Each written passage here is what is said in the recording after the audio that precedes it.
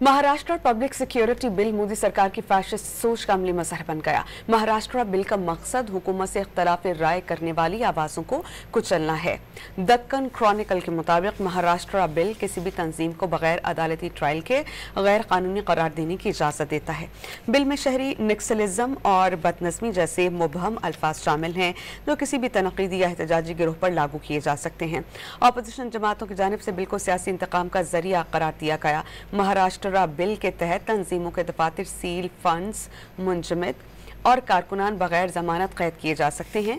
बैनुल-अक़वामी जरीदे Al Jazeera के मुताबिक मोदी सरकार पहले भी UAPA जैसे स्याह कानून के तहत 24,000 से ज़ायद अफराद को गिरफ्तार कर चुकी है।